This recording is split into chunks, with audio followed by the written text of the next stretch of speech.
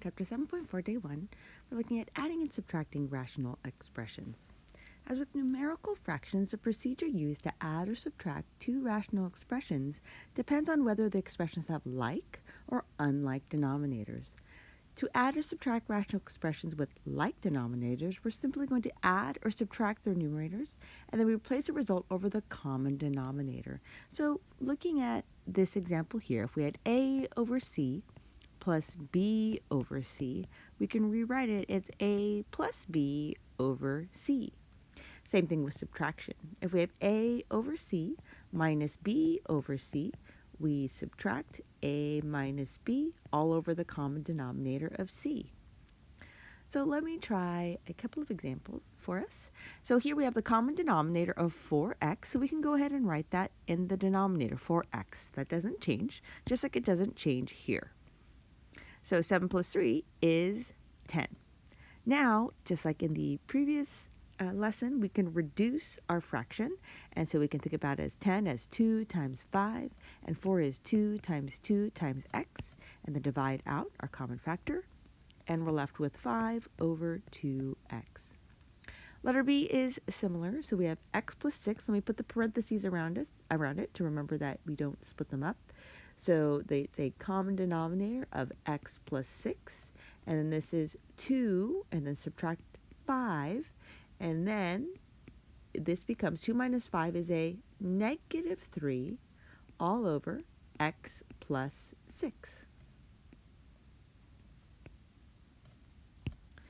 So please finish these four to get some extra practice. And again, just remembering that these are in parentheses. You can't separate them, so maybe that'll help you out.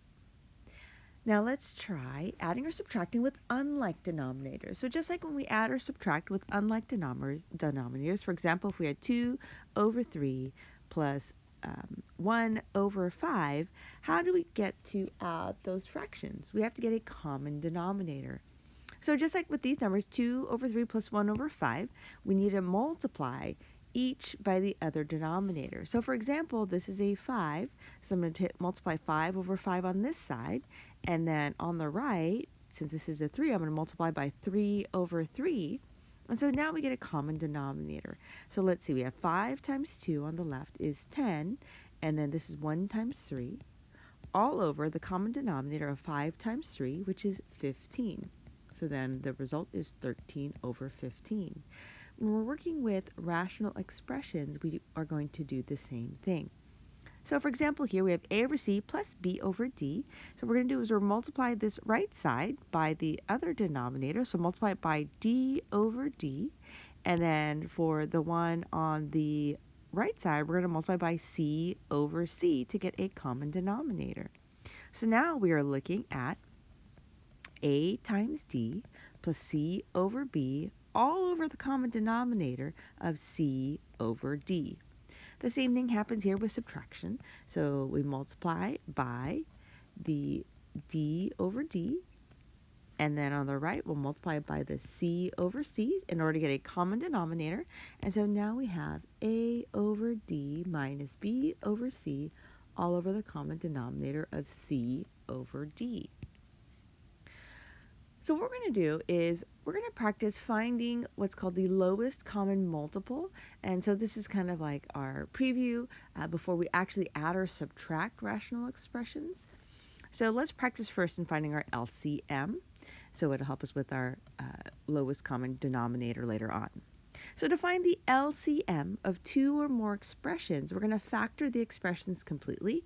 The LCM is the product of the highest power of each factor that appears in any of the expressions.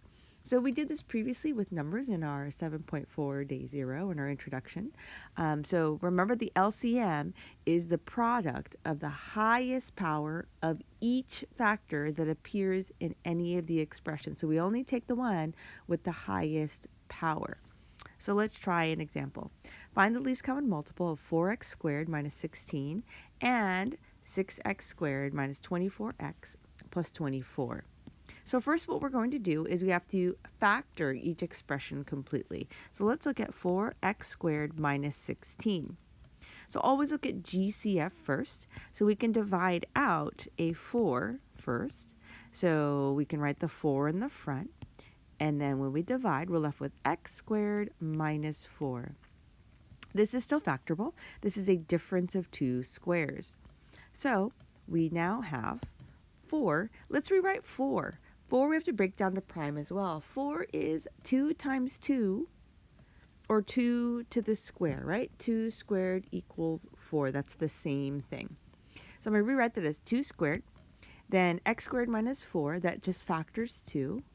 X minus 2, x plus 2. So remember, if you can square root the front, square root the back, and it's a minus in the center, it's a difference of two squares. Okay. Now let's work with 6x squared minus 24x plus 24. So first we notice that we can divide out a common factor of 6. Our GCF is 6. So 6 breaks down to 2 times 3. And then let's factor the rest inside. And so, well, what's left? We have x squared minus 4x plus 4. And so let's use the x method to finish factoring that if you need to. So 4 over negative 4. So it's 2 times 2, or negative 2 times negative 2 adds to negative 4. Okay, so once again, this is negative 2 times negative 2 is a positive 4. Negative 2 minus 2 is a negative 4. So there are our factors. So let's go ahead and write that out. We have 2 times 3, and then this factors to x minus 2 times x minus 2. And then what I want to do is write that as a square instead. So let's do that. 2 times 3 times x minus 2 to the square. Now the LCM is a product of the highest power of each factor that appears in either polynomial. So we don't take both, we only take one. So the ones we're looking at right here, just for right now, is we're looking at these two. So first let's look at the front number. We have 2 squared here. So we either take the 2 squared or the 2. Now we want to take the highest power. So we're only taking one of them. So therefore we're going to take the 2 squared. Okay, so we're taking a 2 squared, the highest power. Then we have an x minus 2, or an x minus 2 squared. So again, we want the highest power, therefore we're going to take the x minus 2 squared. So therefore this is x minus 2 squared. And then we have this 3 here we need to take, so let's write that here. I'm going to just write it in front, 3, right? We need to take that one. And then the last one we have to take is this x plus 2 on the end, times x plus 2. So this is our LCM, our lowest common multiple. So again, you're only taking one of each, but you take the highest power. So again, we only took the highest power, 2 squared, not 2. And then x minus 2, or x minus 2 squared, we take the x minus 2 squared. And then we have to take the 3, and then the x plus 2. So now we have one of everything here. So let's get a little bit more practice. Find the LCM of 5x cubed and 10x squared minus 15x. And the LCM of 9x cubed and 3x squared minus 21x. So again, we factor. So 5x cubed, so it's 5x cubed. That doesn't factor anymore. Now on the right, 10x squared and negative 15x. We can go ahead and factor a 5x. So we factor out a 5 times x. We're left with x minus 3. So let's look at our LCM. Again, we're looking at the highest power of each. So we have a 5 or a 5. So they're the same. So let's just take a 5. So we took care of the 5. Now, do we take the x cubed or the x? So in this case, we want the x cubed because that's the highest power. So x cubed. And then we have to take this x minus 3.